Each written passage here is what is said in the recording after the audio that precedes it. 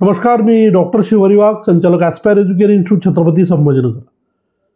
विद्यार्थी मित्रांनो, महाराष्ट्रामध्ये यावर्षी 2025-26 मध्ये MBBS BDSच्या एकूण 4 राऊंडची प्रक्रिया पूर्ण झालेली आहे.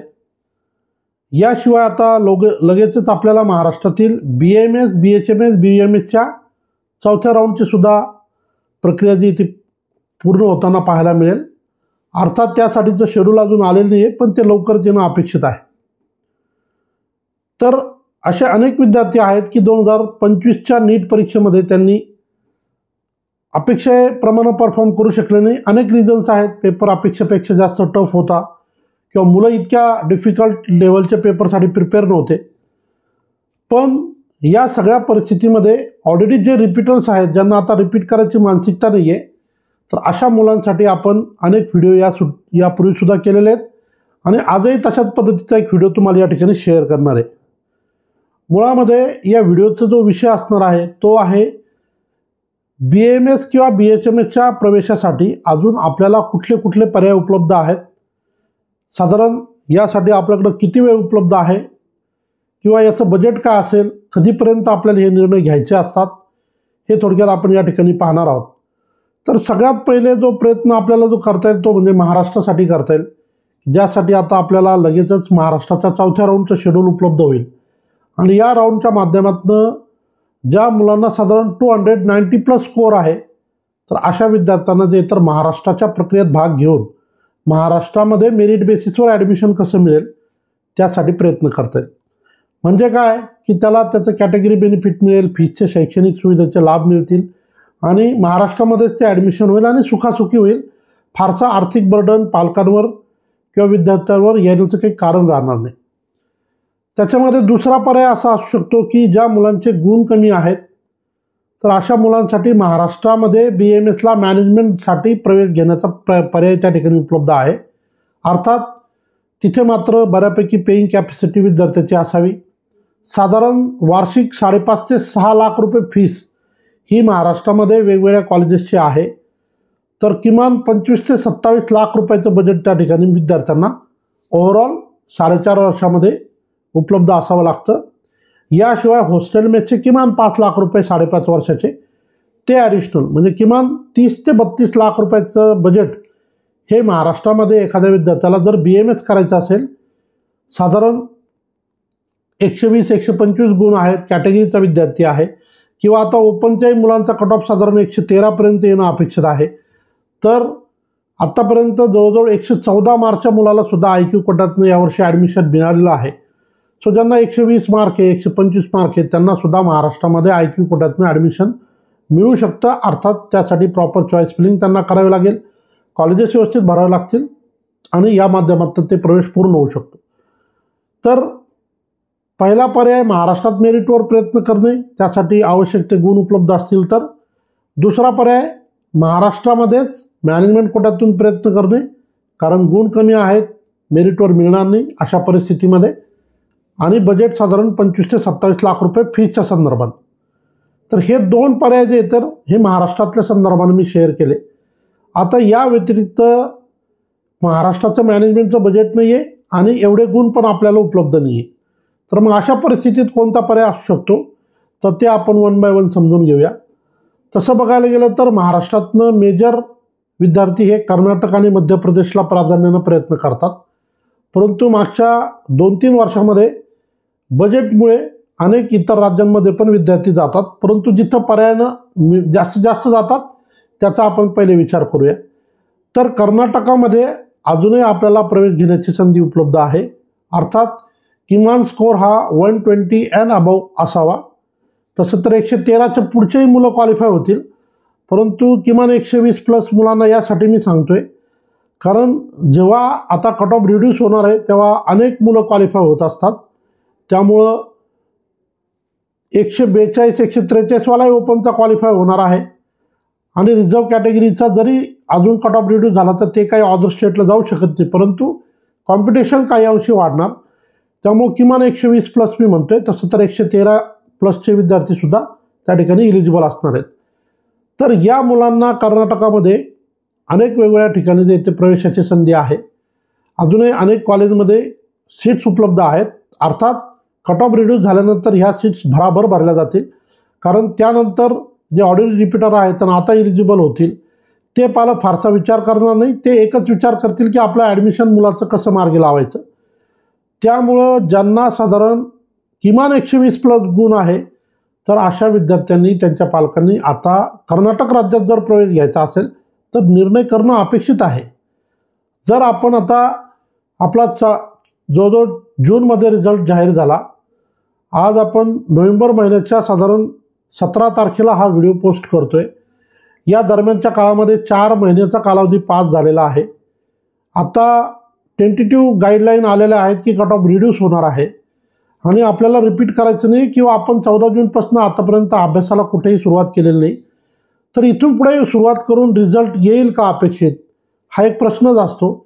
त्यामुळं ज्या मुलांना, ज्या पालकांना असं वाटतं की आता ॲडमिशनचा निर्णय करायचा आहे तर ही योग्य वेळ आहे.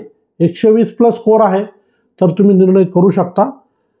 त्यामुळे जे तर तुमचं बजेट तुम्हाला व्यवस्थित भेटेल आणि ॲडमिशनची पण चिंता राहणार नाही. जेव्हा ऑफिशियल नोटिफिकेशन येईल तेव्हा हजारो मुलं, लाखो मुलं क्वालिफाय होणार आहेत. निश्चितपणे पुरवठा कमी, मागणी जास्त, रेट वाढणार. आज अजून टेंटेटिव्ह गाईडलाईन आहेत, नोटिफिकेशन आलेली नाही आहे.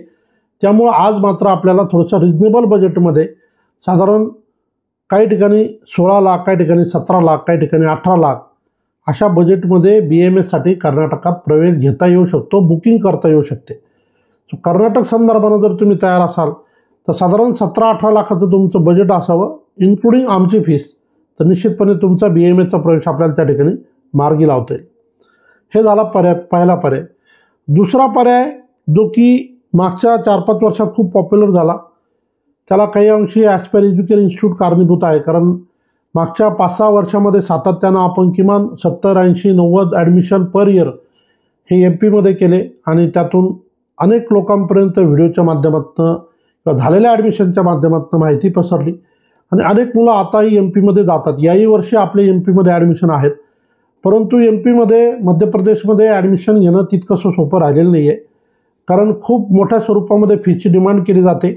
ॲक्च्युली फीस तेवढी नाहीच आहे, पण केली जाते आणि आपलाही नाईलाज असतो. म्हणून नाईलाजानं आपण त्या ठिकाणी जे काय अमाऊंट ठरेल त्या अमाऊंटमध्ये त्या ठिकाणी ॲडमिशन घेतो. परंतु तरीही 18 ते 20 लाखाचं ज्यांचं बजेट असेल त्यांना अजूनही MPमध्ये म्हणजे मध्य प्रदेशमध्ये भोपाळ या ठिकाणी आपल्याला प्रवेश देता येईल. अर्थात किमान गुण 150+ असावेत, तो विद्यार्थी आजच क्वालिफाय असावा. जे मुलं 120, 125 असतील त्यांना कॉलेज वेळेवर खूप फीसची डिमांड करतं. त्या ठिकाणी बऱ्याचदा 22 लाख, 24 लाखाची डिमांड केली जाते. तर एवढे पैसे देऊन ॲडमिशन घेणं वर्थ नाही आहे. परंतु ज्यांची आर्थिक परिस्थिती आहे, ज्यांना वाटतं की नाही आपल्याला भोपाळ सोयीचं आहे, MPला जायला काही अडचण नाही, ते मुलं मग मात्र त्या ठिकाणी एवढे पैसे देऊनसुद्धा ॲडमिशन घेऊ शकतात. सो MPच्या संदर्भाने आपल्यापैकी कुणालाही हेल्प लागत असेल, अर्थात कर्नाटकसाठी सुद्धा आणि MPसाठी सुद्धा, तर आम्ही निश्चितपणे तुम्हाला मदत करू शकतो. आता काही पालकांना, विद्यार्थ्यांना वाटतं की आम्ही जी फीस चार्ज करतो तर ही खूप जास्त होते. परंतु ज्या पद्धतीनं कॉलेज लूट करते किंवा खूप अवाढव्य फीस मागितली जाते वेळेवर, किंवा बऱ्याचदा ॲडमिशन तुमच्यापेक्षा जास्त फीस देणारं कुणी आलं तर तुमचं ॲडमिशन रद्द केलं जातं किंवा उडवलं जातं सोप्या भाषेत. तर ते आमच्याकडून गेल्यामुळे होत नाही. तेवढे संपर्क आमचा वर्षानुवर्ष त्या ठिकाणी आहे, तर त्याचा निश्चितपणे तुम्हाला फायदा होतो. त्यामुळं ॲडमिशन 100% फायनल करायचं असेल, कन्फर्म करायचं असेल तर आमच्यापर्यंत तुम्ही येणं आणि माहिती घेणं अपेक्षित आहे. अर्थात निर्णय आपला शेवटी तुम्हाला तुमचा घ्यायचा आहे. तुम्हाला सगळ्या गोष्टी समजल्या आणि पटल्या तरच पुढे जायचं असतं, फोर्सफुली तर काहीच होत नाही. हा झाला दुसरा पर्याय जो MPच्या संदर्भानं. तिसरा पर्याय जो आहे तो UPच्या संदर्भानं. यावर्षी मी UPवर बरंच फोकस केलेलं, कारण कर्नाटक असेल किंवा MP असेल या ठिकाणी जवळजवळ 17-18 लाखच्या आसपास बजेट असल्यामुळं सर्वसामान्य पालकांचं ते बजेट असेल असं काही आवश्यक नाही. त्यामुळं ज्या मुलांचं किंवा ज्या विद्यार्थ्यांचं बजेट 10 लाख, 11 लाख आहे, तर अशा मुलांसाठी UP हे चांगलं ऑप्शन आहे. UPमध्ये आपले ऑलरेडी बरेच ॲडमिशन यावर्षी झालेले आहेत आणि अजून काही ॲडमिशन आपल्याकडं आता इन आहेत, जे आता येणाऱ्या पुढच्या टप्प्यामध्ये आपण करणार आहोत. सो ज्या मुलांना UPमध्ये ॲडमिशन घ्यायचं आहे की ज्या ठिकाणी जे तर बजेट हे साधारण 10 ते 11 लाख रुपये राहील आणि ज्या माध्यमातून तुमचं BMSचं स्वप्न पूर्ण होईल तर त्यासाठी जे तर तुम्हाला UPमध्ये आपण मदत करू शकतो. हार्डली 2,04,000 पर इयर फीसपासून कॉलेजेस उपलब्ध आहेत. काही ठिकाणी 2,30,000, काही ठिकाणी 2,40,000, काही ठिकाणी 2.5 लाख अशी फीस त्या ठिकाणी असते. तर 10-11 लाख रुपयाचं जर बजेट असेल आणि साधारण मागच्या वर्षीचा अनुभव पाहता 120+ स्कोर असलेले जे मुलं असतील त्यांनासुद्धा आपल्याला कट ऑफ रिड्यूस झाल्यानंतर तिकडं लावता येईल. अर्थात काही केसमध्ये मग 280पर्यंत फीस आहे, 12-12.5 लाख रुपये फीस होऊ शकते. इथपर्यंत जर बजेट असेल समजा 10 लाखापासून 12-12.5 लाखापर्यंत तर मग 100% तुमचं ॲडमिशन आपल्याला त्या ठिकाणी मार्गी लावता येतं. सो पहिला पर्याय महाराष्ट्र, दुसरा पर्याय कर्नाटक, तिसरा पर्याय MP आणि चौथा पर्याय UP. तर या वेगवेगळ्या 4 ऑप्शनमध्ये आपण तुम्हाला मदत करू शकतो. याशिवाय पंजाबला पण ॲडमिशन करता येतात, तमिळनाडूला पण करता येतात. परंतु माझा प्राधान्य असं असतं की ज्या ठिकाणी थोडंसं येण्या जाण्याच्या दृष्टीनं सोय होईल किंवा आपल्या ऑलरेडी जिथं एक्झिस्टिंग मुलं आहेत, जुने मुलं आहेत किंवा यावर्षी काही कॉलेजला 2 मुलं लागले, काही ठिकाणी 3 मुलं लागले, तर त्याच ठिकाणी हे ॲडमिशन करायचा माझा प्रयत्न राहतो, जेणेकरून मुलांना विद्यार्थी सोबत राहतील आणि त्यांना एकदम सपोर्ट राहील एकमेकांना सगळ्यांचा. सो या सगळ्या परिस्थितीमध्ये तुम्हाला जर कुणालाही ॲडमिशन घ्यायचं असल्यास तुम्ही ॲस्पायर एज्युकेशन इन्स्टिट्यूटला व्हिजिट करा. आपलं ऑफिस छत्रपती संभाजीनगरला आहे. ऑफिसचा ॲड्रेस आणि कॉन्टॅक्ट डिटेल्स या व्हिडिओच्या डिस्क्रिप्शनमध्ये शेअर करतो. तुम्ही येऊन भेटा, समजून घ्या आणि मग निर्णय करा. वेळ अतिशय कमी आहे, ऑलरेडी 3 राऊंड झालेले आहेत. यानंतर महाराष्ट्राचा 4था राऊंड होईल. मोस्टली सगळ्या सीट संपून जातील आणि याच पद्धतीनं बाहेरच्या राज्याचं सुद्धा गणित असतं. ऑलरेडी MPमध्ये 4थ्या राऊंडचं वेळापत्रक उपलब्ध झालेलं आहे, त्यामुळं तिथं शेवटची संधी उपलब्ध आहे. आणि याशिवाय इतर राज्यांमध्ये विशेषतः MP, UP आणि कर्नाटक, तिथं काही अंशी कर्नाटकला एक संधी आपल्याला उपलब्ध आहे असं म्हणूया आपण. एक वेळेस रजिस्ट्रेशन रिओपन होतील जेव्हा कट ऑफ डाऊन होईल. आणि UPमध्ये तीच परिस्थिती असेल आणि कुठेही विदाऊट रजिस्ट्रेशन फीज भरून मला ॲडमिशन द्या असं होत नाही. रजिस्ट्रेशन प्रक्रिया ही करावीच लागते. त्यासाठी जे रजिस्ट्रेशन आवश्यक असतं आणि रजिस्ट्रेशनच्या डेट ज्या असतात ह्या प्रवेश प्रक्रियाच्या अगोदरच असतात ऑब्वियसली. तर ती संधी तुमची मिस होऊ नये त्यासाठी तुम्हाला एनरोल करावं लागेल, रजिस्टर करावं लागेल. बाकी जबाबदारी आम्ही घेतो, रजिस्ट्रेशनही आम्ही करतो आणि पुढच्या प्रोसेससुद्धा आम्हीच करतो. सो जे इच्छुक असतील त्यांनी ॲस्पायर एज्युकेशन इन्स्टिट्यूटला नक्की व्हिजिट करा. या ठिकाणी थांबतो. धन्यवाद.